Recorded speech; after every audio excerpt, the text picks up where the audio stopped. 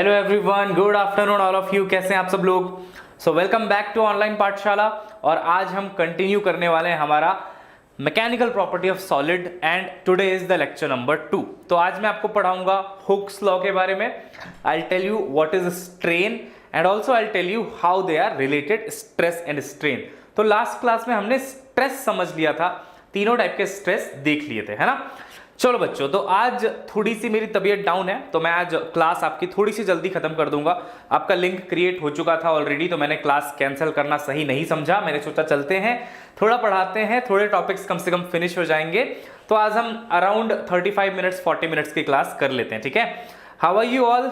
अच्छा, ये वीडियो आप एंड तक देखना, तभी आपको टॉपिक समझ में आएगा। Please watch this video till the and, क्योंकि आज जो हम करने वाले हैं बहुत ही ज्यादा इंपॉर्टेंट है। अगर आपको स्ट्रेन समझ नहीं आएगा तो आपको बहुत ज्यादा प्रॉब्लम हो जाएगी इस टॉपिक में, right. So please watch the video till the end. Start करते हैं बच्चों। आज मैं आपको पढ़ाऊंगा Hooke's law and strain as I told you, है ना। तो आज हम इस मोमेंट में बात करेंगे स्ट्रेन की। स्ट्रेन का मतलब होता है change in dimension divided by original dimension. तो जैसे बच्चों स्ट्रेस 3 टाइप के हमने पढ़े हैं, 3 टाइप के हम स्ट्रेन भी पढ़ने वाले हैं। तो चलिए स्टार्ट कर लेते हैं। सबसे पहले हमने देखा था ये वाला स्ट्रेस, सभी को याद है क्या? देखो, लॉन्जिट्यूडिनल या फिर नॉर्मल स्ट्रेस। तो फिर हमने यहां पे बोला कि अगर ये एक सिलेंडर है आपके पास, उसमें अगर आप फोर्स ऐसे लगा दो, ऐसे का मतलब क्या है? परपेंडिकुलर टू द एरिया या फिर अलोंग द लेंथ, है ना, अलोंग द लेंथ या फिर परपेंडिकुलर टू द एरिया। तो जो स्ट्रेस प्रोड्यूस होता है उसको हम बोलते हैं लॉन्जिट्यूडिनल स्ट्रेस। एक बात याद रखना, कई बच्चे मुझे ऐसा बोलते हैं, सर आपने यहां से भी एक फोर्स लगा दिया, आपने इधर से भी एक फोर्स लगा दिया, तो सर नेट फोर्स तो 0 हो गया, तो फिर बताओ अब स्ट्रेस कैसे निकालूं? आप तो बोलते हो force upon area, net force तो सर 0 है, तो क्या स्ट्रेस भी 0 होगा? ऐसा बिल्कुल नहीं है बच्चों। एक प्रैक्टिकल आप करके देखना। अपने दोनों हाथ ऐसे करके खड़े हो जाओ, अपने एक फ्रेंड को बोलो इधर से खींचने को, एक फ्रेंड को बोलो इधर से खींचने को, लगभग बराबर फोर्स से। नेट फोर्स 0 होगा, बट अंदर ही अंदर आपकी जो आत्मा होगी वो कांप रही होगी, क्योंकि अंदर बहुत ज्यादा आपको स्ट्रेस फील हो रहा होगा, है ना। तो हमें यहां जो स्ट्रेस का फॉर्मूला होता है वहां पे नेट फोर्स नहीं लिखना होता, असल में हमें रीस्टोरिंग फोर्स लिखना होता है। अगर आपको रीस्टोरिंग फोर्स को विजुअलाइज करना है तो ऐसा करिए, कुछ यहां से एक सेक्शन काट लीजिए, है ना, यहां से एक सेक्शन काट लीजिए। सेक्शन काटने के बाद सिर्फ ये वाला पार्ट अलग से आप ड्रॉ कर लीजिए। देखिए, सिर्फ राइट हैंड वाला, इसको बोलते हैं सेक्शन मेथड। सेक्शन काट लिया मतलब एक ये पार्ट इमेजिन कर लिया कि अलग से काट लिया गया है इसको। अब ध्यान से सुनना, अगर यहां से आप एक फोर्स लगा रहे हैं तो ये बात मॉलिक्यूल्स को, एटम्स को बिल्कुल पसंद नहीं आएगी, तो वो भी एक इंटरनल रेजिस्टिव फोर्स लगाएंगे इस डायरेक्शन में, जो कि इस F के बराबर होगा। ये रिस्पॉन्सिबल होता है स्ट्रेस के लिए। ऐसा मत सोचना कि यहां से भी फोर्स, यहां से भी फोर्स, नेट फोर्स 0, स्ट्रेस 0। बहुत भयंकर स्ट्रेस लगने वाला है। ट्राई कर लीजिएगा ये वाला एक्सपेरिमेंट, है ना। दोनों साइड से किसी को बोल दीजिए खींचने को, फिर देखिए मजा लाइफ का। अच्छा, ये समझ में आ गया सभी को, है ना। तो आपको एक सेक्शन काट के देखना है कितना फोर्स लग रहा है। मान के चलते हैं अगर ये फोर्स आपका 10 न्यूटन का है, तो इक्विलिब्रियम के लिए ये फोर्स भी 10 न्यूटन का होगा, ये सेक्शन काटने के बाद। और ये जो फोर्स है वो इंटरनल फोर्स है। अब आप यहां पे इस 10 को रखिए, डिवाइडेड बाय एरिया रखिए, आपके स्ट्रेस का आंसर आ जाएगा, है ना। चलिए, बहुत बढ़िया। एक बार रिफ्रेश कर लेना बच्चों अगर आपको प्रॉब्लम हो रही है तो। कुछ लोगों को हुई थी प्रॉब्लम, फिर बाद में लोग कह रहे हैं कि सब सही है ना। ओके, चलिए बहुत बढ़िया, आगे बढ़ जाते हैं। ये तो हो गई बात स्ट्रेस की, बिना स्ट्रेस लिए आगे बढ़ जाते हैं। Now let's talk about longitudinal strain. तो हमने लॉन्जिट्यूडिनल स्ट्रेस की बात करी थी, अब हम आगे लॉन्जिट्यूडिनल स्ट्रेन में।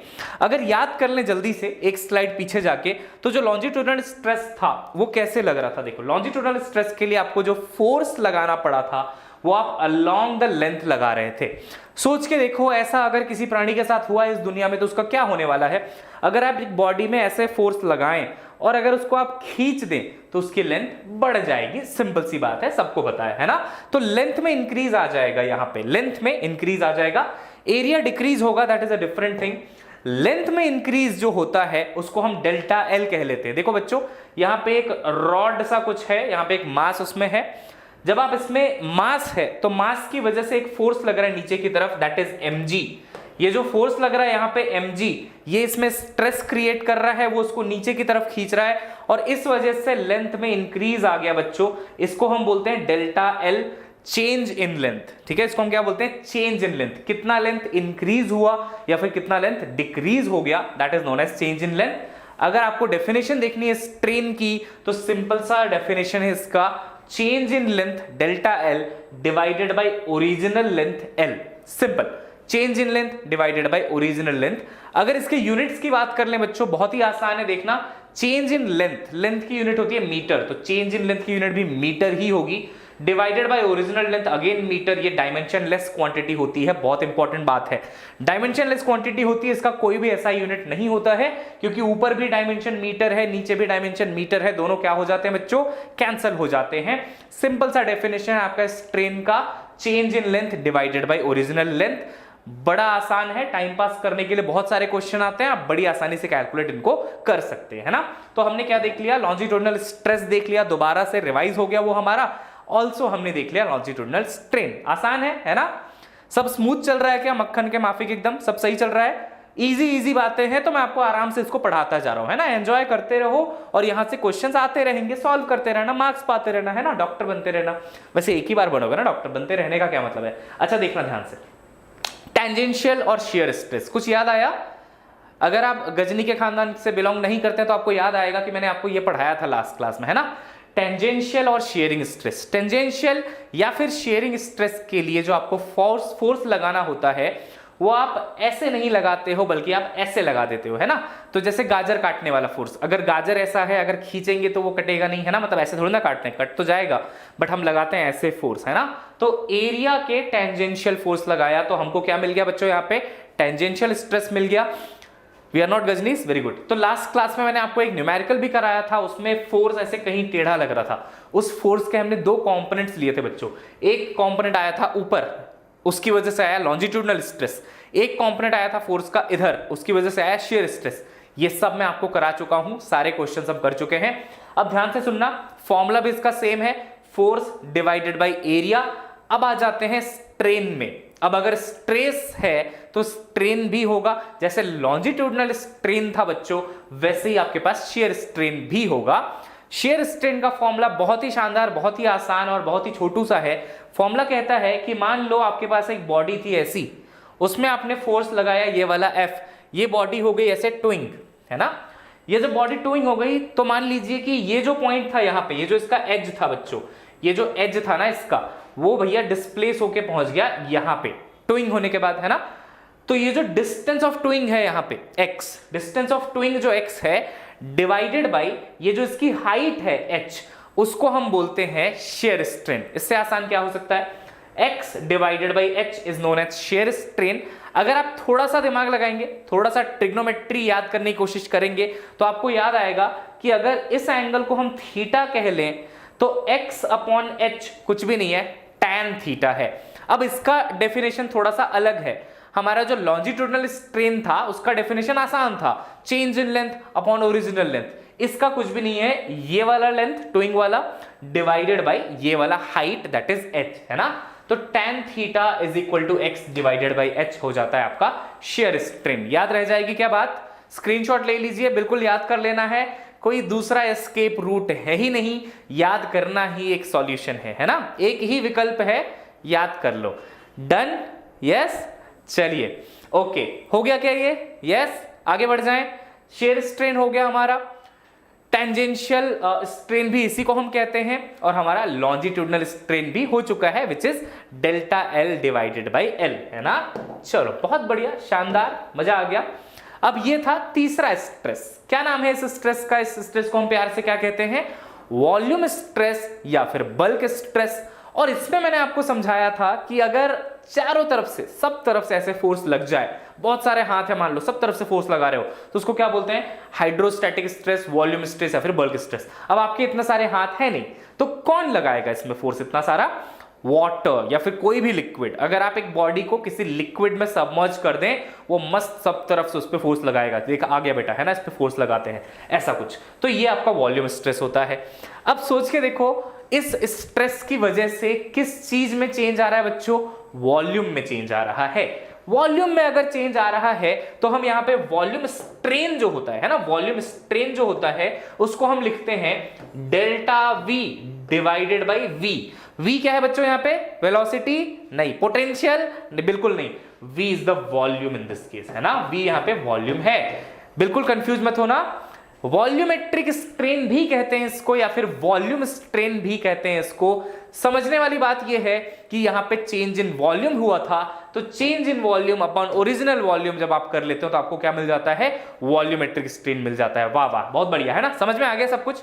यस, करेक्ट एवरीवन, कोई प्रॉब्लम नहीं? बहुत बढ़िया। तीन टाइप के स्ट्रेस, तीन टाइप के स्ट्रेन मैंने आपको पढ़ा दिए। It's like studying ABCD in KG, उससे ज्यादा कुछ भी नहीं है, बहुत ही ज्यादा आसान सा टॉपिक है ना। पूरी फील मैंने आपको दी है बच्चों लास्ट क्लास में स्ट्रेस की, मस्त राम और श्याम के एग्जांपल से। अगर किसी ने लास्ट का सेशन मिस किया है तो वो एक पाप है, आप अपना पाप बिल्कुल धो सकते हैं प्लेलिस्ट में जाके या फिर पुरानी वीडियोस में जाके, और वहां पे आपको लेक्चर नंबर 1 मिल जाएगा, ठीक है। तो जितनी जल्दी हो सके उसको धो लो आप। और 3 स्ट्रेस हमने यहाँ पे पढ़ लिए और 3 टाइप के हमने स्ट्रेन भी यहाँ पे देख लिए, है ना। इसमें कोई प्रॉब्लम है क्या? बिल्कुल स्मूथ चल रहा है ना सब कुछ? बहुत बढ़िया। एक बार जल्दी से ना रिकॉल कर लेते हैं सारे स्ट्रेन्स को हम लोग, है ना। तो ये हमने देखा बच्चों पहला स्ट्रेन जिसको हम बोलते हैं लॉन्जिट्यूडनल स्ट्रेन।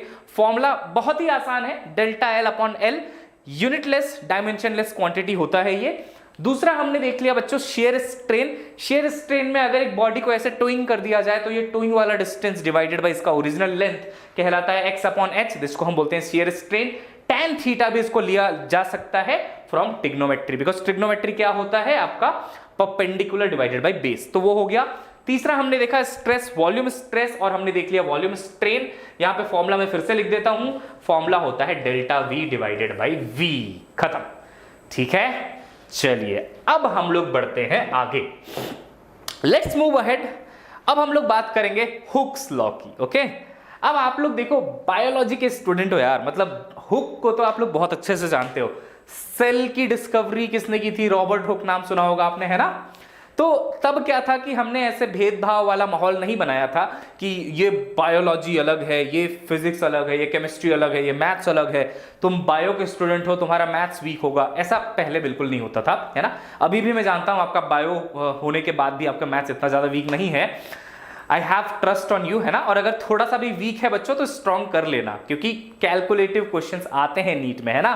तो जितनी ज्यादा प्रैक्टिस करोगे उतना ज्यादा आपका स्ट्रॉन्ग होता जाएगा। तो मैं आपको यहाँ पे ये समझाना चाहता हूं कि ये रॉबर्ट हुक अंकल आपको यहाँ पे भी दिख गए फिजिक्स में, ये आपको बायो में भी दिखते हैं। तो जब ये सेल के डिस्कवरी कर रहे थे ना, तभी उन्होंने ये लॉ भी दे दिया था उसी टाइम।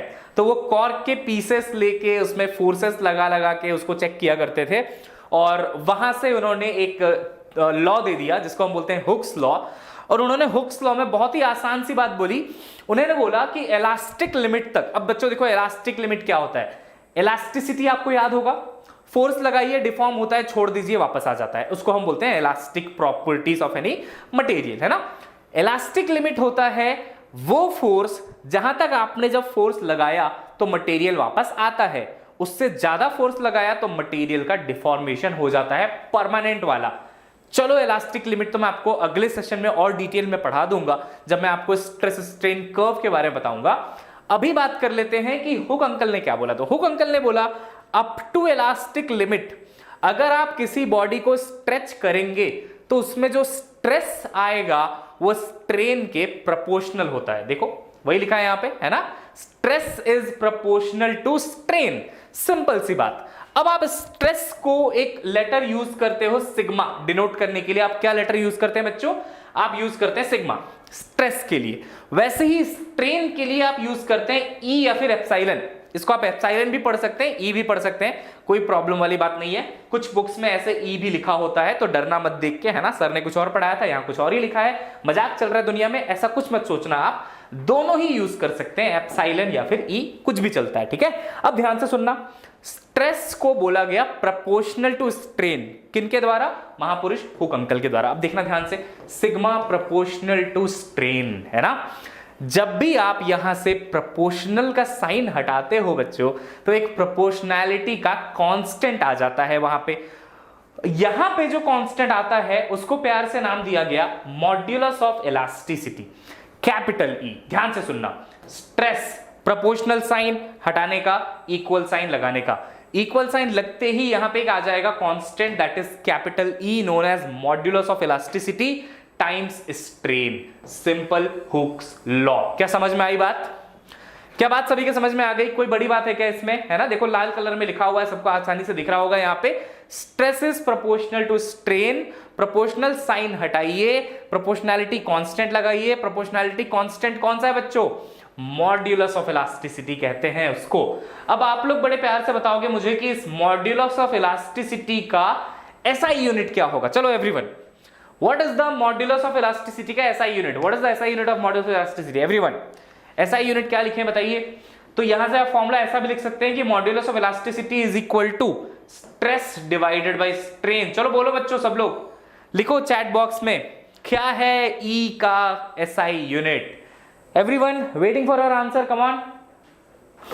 हाँ, रो अपॉन एप्सिलॉन, ये सिग्मा है बच्चों, ठीक है, रो नहीं है। यूनिटलेस वॉल्यूम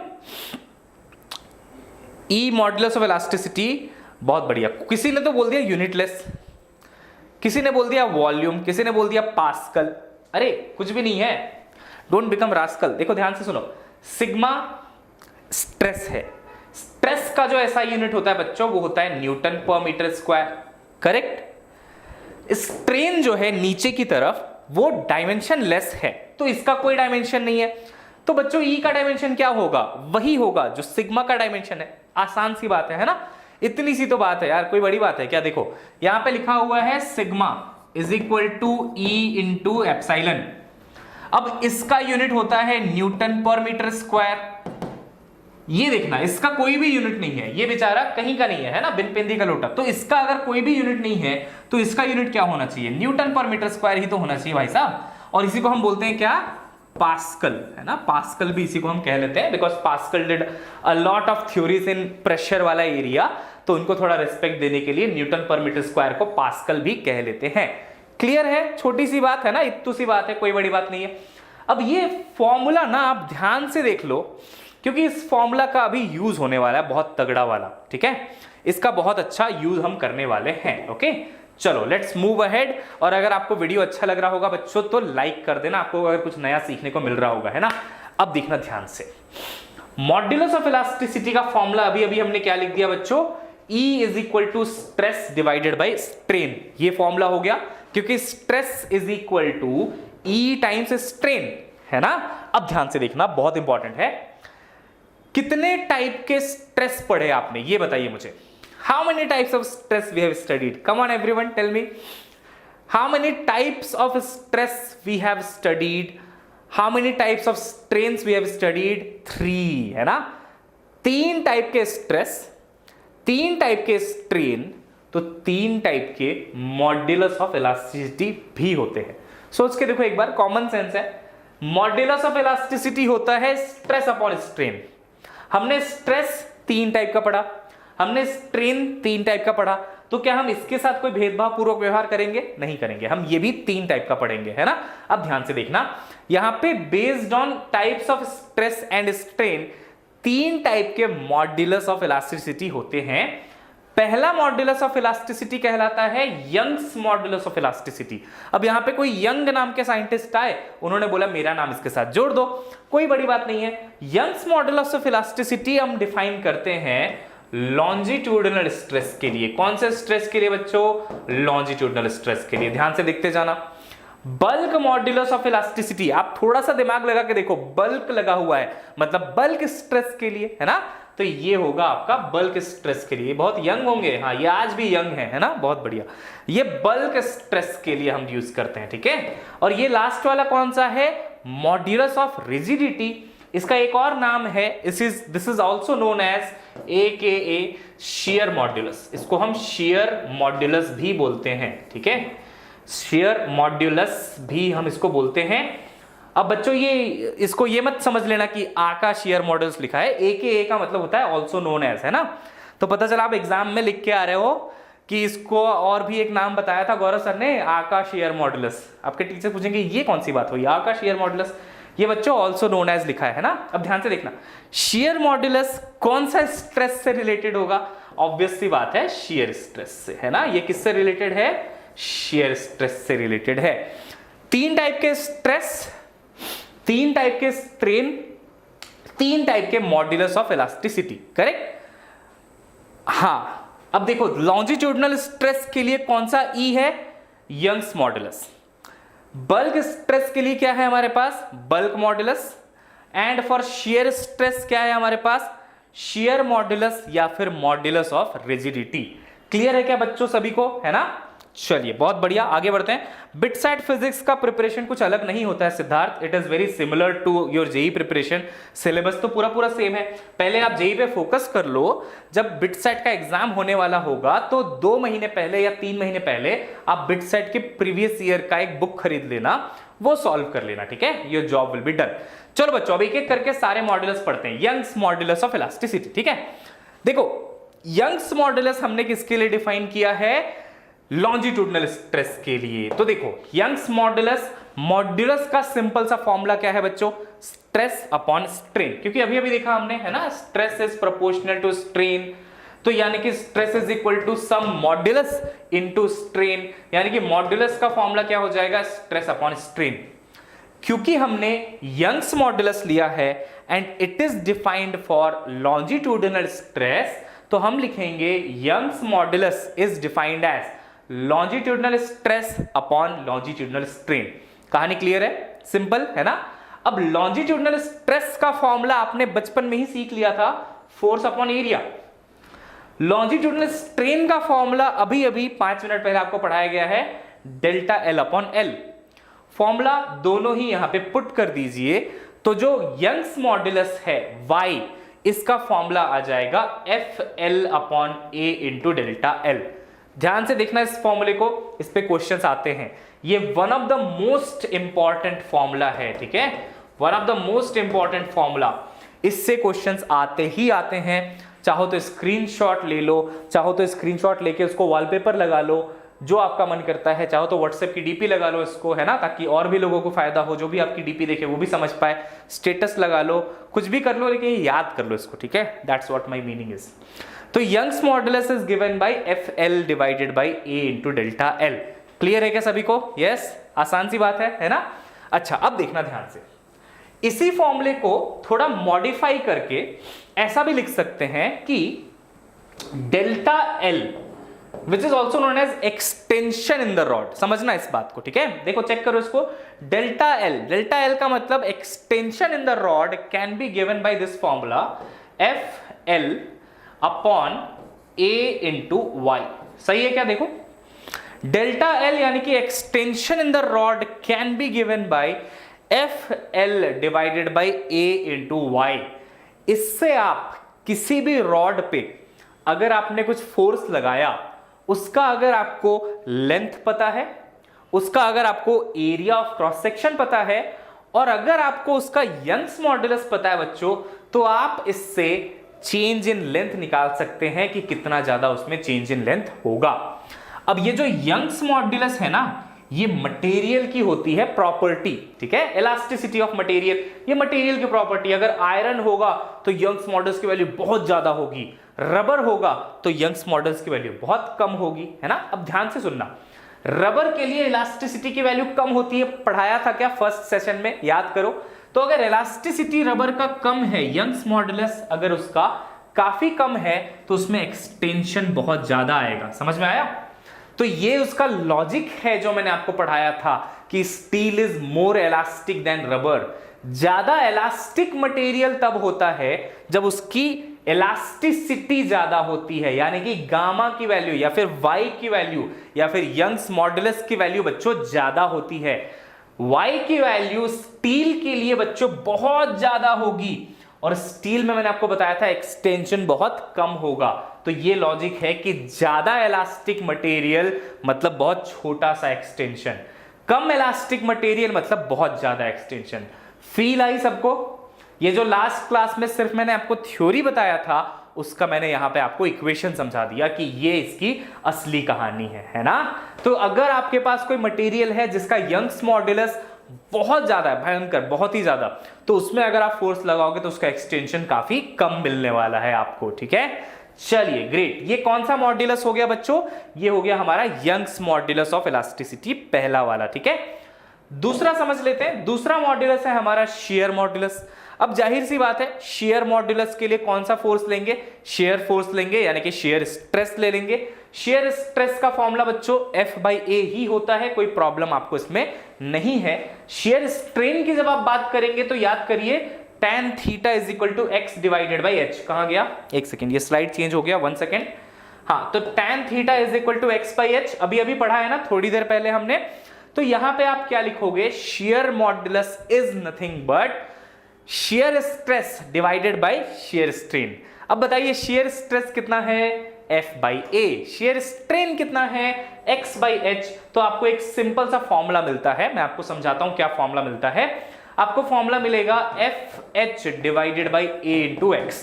बट आप बोलोगे सर यहां तो F/A थीटा लिखा हुआ है। अब ध्यान से सुनना बच्चों, जब आप किसी बॉडी पे शेयर फोर्स लगाते हो ना, और अगर वो बॉडी मान लो मेटालिक है, वो जो ट्विंग इफेक्ट आता है ना बहुत कम आता है। समझ में आ रही है क्या बात, ऐसे ऐसे फोर्स लगाया आपने, ये देखा था ना आपने, ट्विंग इफेक्ट हो गया था, टेढ़ी हो गई थी बॉडी, वो काफी स्मॉल होता है। यानी कि ये थीटा की वैल्यू अगर आपने स्मॉल कर ली, अज्यूम कर ली कि बहुत स्मॉल है, छोटू सा थीटा है, तो आप छोटू से थीटा के लिए लिख सकते हैं tan theta can be approximated to theta for small angles, है ना। फॉर स्मॉल थीटा आप लिख सकते हैं कि tan theta can be approximated to theta. और ये करते ही आपका ये फॉर्मूला देखना क्या बनेगा, तो ये जो ईटा है इसको हम ईटा बोलते हैं, share modulus is shear stress which is F upon area upon shear strain. अब देखना बच्चों, शेयर स्ट्रेन है tan थीटा, tan थीटा को मैं अप्रोक्सीमेट करके लिख सकता हूं सिर्फ थीटा, अगर थीटा स्मॉल है तो आपका आंसर क्या आ जाएगा, F अपॉन A थीटा। तो ये आंसर भी बिल्कुल सही है, ये आंसर भी बिल्कुल सही है। अगर आपके पास h की और x की वैल्यू होंगी तो आप ये वाला फॉर्मूला यूज करना, किसने रोका है। बट अगर आपके पास थीटा की वैल्यू होगी तो आप ये वाला फॉर्मूला यूज कर लेना, है ना, कोई प्रॉब्लम वाली बात नहीं है। दोनों ही फॉर्मूले परफेक्ट हैं, दोनों में कोई भी प्रॉब्लम नहीं है। अंडरस्टूड है क्या, देखो शेयर मॉड्यूलस, है ना। अब आपको एक बात समझ में आ गई होगी कि यार ये मॉड्यूलस ना कोई बड़ी बात नहीं है। मॉड्यूलस का मतलब होता है स्ट्रेस अपॉन स्ट्रेन। अगर वो मुझसे पूछेगा बताओ यंग्स मॉड्यूलस, तो मैं longitudinal stress upon longitudinal strain कर दूंगा। अगर उसने पूछ लिया शेयर मॉड्यूलस, तो मैं shear stress divided bye shear strain कर दूंगा। और लास्ट अगर उसने पूछ लिया बल्क मॉड्यूलस, तो मैं बल्क स्ट्रेस यानी कि volume stress upon volume strain कर दूंगा। सिंपल सी बात है ना। अब देखना ध्यान से बच्चों, जब मैंने आपको लास्ट क्लास में पढ़ाया था वॉल्यूम स्ट्रेस, है ना, एक बार जल्दी से दिखा देते हैं आपको स्लाइड।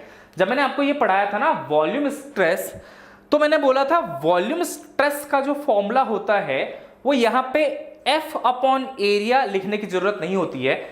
डेल्टा P यानी कि change in pressure is the formula of volume stress. क्या ये सभी को याद है। सर यंग्स मॉडुलस किस पे डिपेंड करेगा, स्ट्रेस या स्ट्रेन या फिर कांस्टेंट रहेगा। बेटा यंग्स मॉडुलस डिपेंड करता है मटेरियल पे, है ना। स्ट्रेस और स्ट्रेन के इंडिपेंडेंट होता है वो श्रेयांश, ये डिपेंड करेगा सिर्फ और सिर्फ मटेरियल पे। ओके, ये याद आया सभी को, है ना। Bulk stress is delta P। अब देखना ये फॉर्मूला देख लेते हैं हम लोग, ठीक है। Bulk modulus, Young's modulus, shear modulus, bulk modulus. देखो ध्यान से, bulk modulus is volume stress divided by volume strain. Volume stress अभी अभी हमने देखा डेल्टा P होता है, और वॉल्यूम स्ट्रेन आपके सर ने अभी अभी आपको पढ़ाया था delta V divided by V। हो गया, है ना, इतनी सी बात है। Delta P divided by volume strain which is nothing but delta V upon V।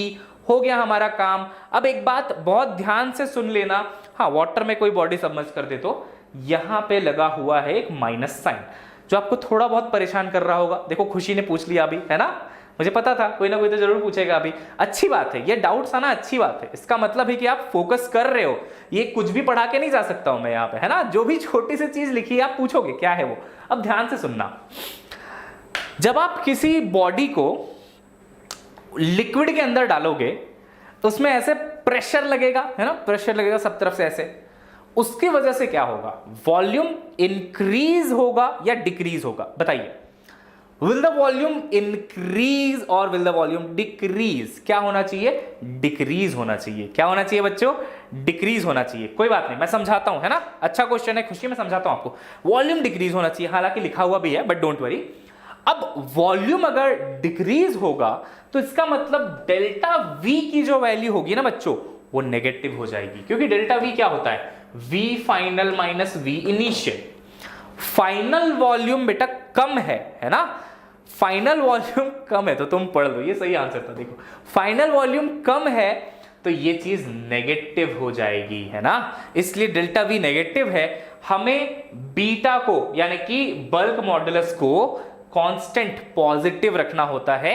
इसको पॉजिटिव बनाने के लिए यहां पे एक माइनस साइन हम एक्स्ट्रा लगा देते हैं, क्योंकि देखो ये माइनस साइन अगर हमेशा यहां पे है, डेल्टा वी हमेशा नेगेटिव होगा, माइनस माइनस प्लस हो जाएगा, है ना। हाँ, समझ में आया? यस। तो minus sign makes beta positive as volume generally decreases and change in volume is always negative. तो क्योंकि चेंज इन वॉल्यूम नेगेटिव है, यहां पे एक और माइनस लगा देंगे तो वो क्या हो जाएगा? पॉजिटिव हो जाएगा, है ना। चलो ग्रेट, है ना, ओके, समझ में आ चुका है ना सभी को? अच्छा ठीक है, लड़ाई करने की जरूरत नहीं है, ठीक है, उसने डाउट पूछा, मैंने बता दिया, है ना। राघव, तुम हिमालय से कब वापस आए? पहले ये बताओ, तुम आ गए हो वापस या अभी वहीं से लेक्चर देख रहे हो मस्त पहाड़ियों के ऊपर बर्फ में बैठ के? ठंड तो नहीं लग रही तुम्हें? अच्छा ठीक है, जस्ट किडिंग। समझ में आया सभी को, है ना। Delta P divided by delta V divided by V, और यहां पे माइनस साइन लगाया है to make it positive. Okay, chill मारिए सब लोग, चिल मार के आराम से पढ़ते हैं, मजा आएगा। समझ में आया? यस एवरीवन, चलिए बहुत बढ़िया। अच्छा, इसी फॉर्मूले को ऐसा भी लिख सकते हैं क्या? Minus of v into delta P divided by delta we, है ना, एक ही बात है वो भी, correct. Minus of v into delta P upon delta we. अब आप केमिस्ट्री में एक चीज पढ़ते होगे, उस चीज का नाम है कंप्रेसिबिलिटी। सुना है क्या? कंप्रेसिबिलिटी, है ना। देखो, बल्क मॉड्यूलस का इनवर्स होता है कंप्रेसिबिलिटी। बल्क मॉड्यूलस का क्या होता है बच्चों? इनवर्स होता है कंप्रेसिबिलिटी।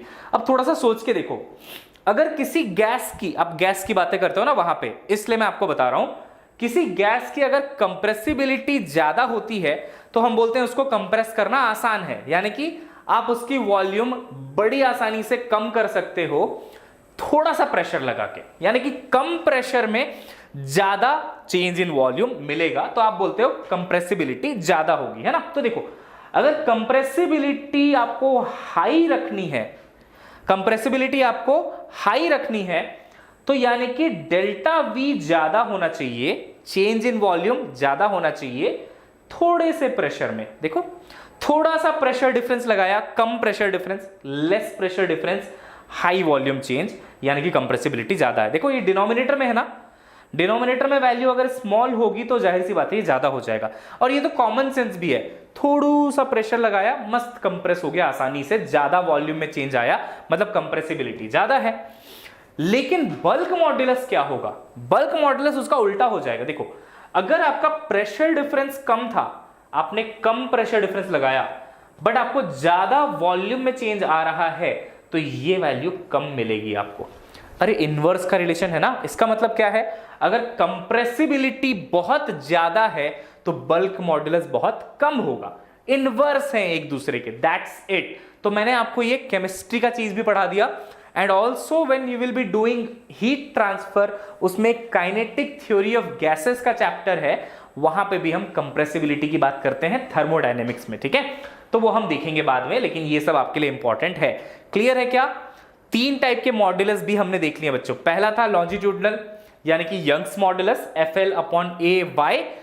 दूसरा था आपका शेयर मॉड्यूलस, है ना, F/A थीटा। और लास्ट है आपका ये बल्क मॉड्यूलस, फॉर्मूला होता है -v delta p upon delta v। ठीक है, फिनिश। चलो let's do a question now.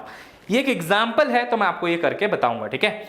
फिर मैं आपको दूंगा एक होमवर्क आज, ओके। चलो सर, आज तो फॉर्मूला का बम्बार्डमेंट हो गया। एग्जैक्टली आज का सेशन पूरा फॉर्मूला बेस्ड है। आपको पीडीएफ भी मिल जाएगा, स्क्रीनशॉट भी आपने ले लिया है।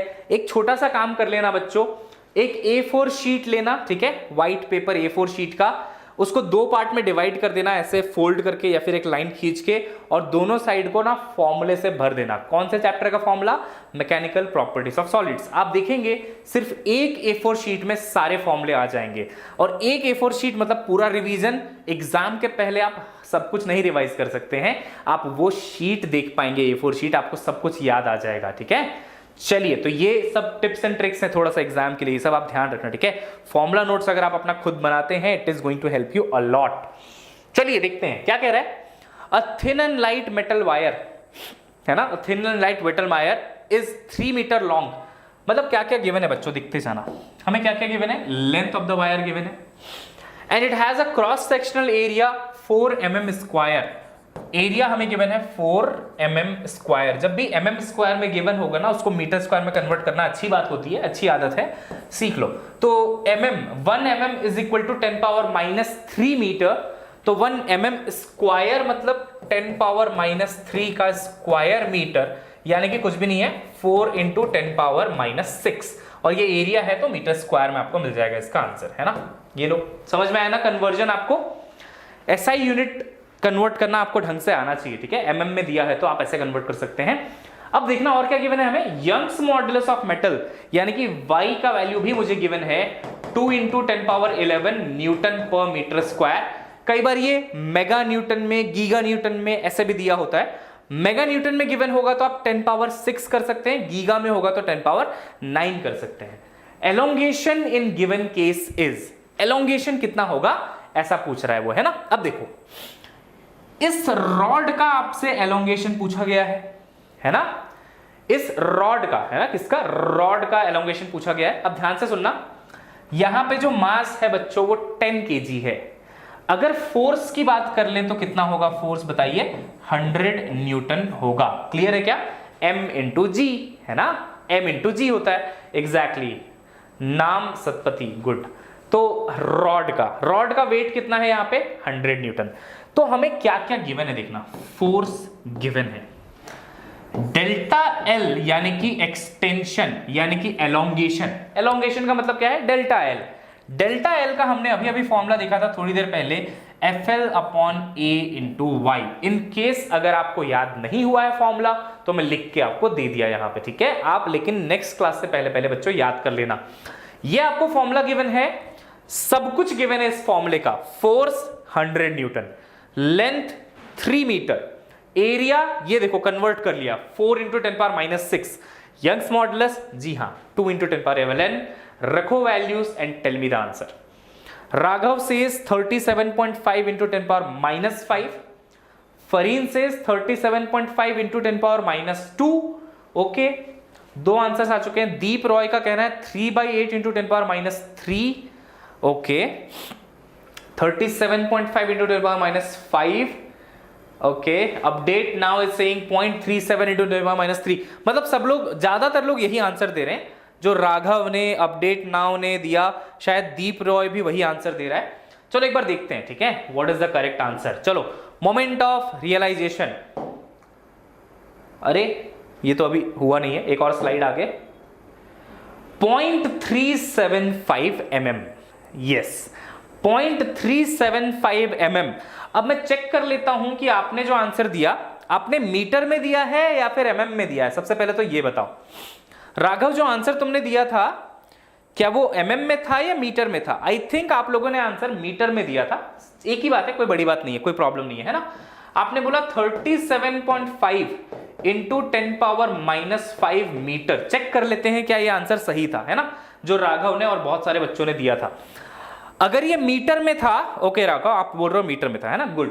तो अगर इसको मुझे mm में कन्वर्ट करना है बच्चों, तो मैं क्या करूंगा, इसको 1000 से कर दूंगा मल्टीप्लाई।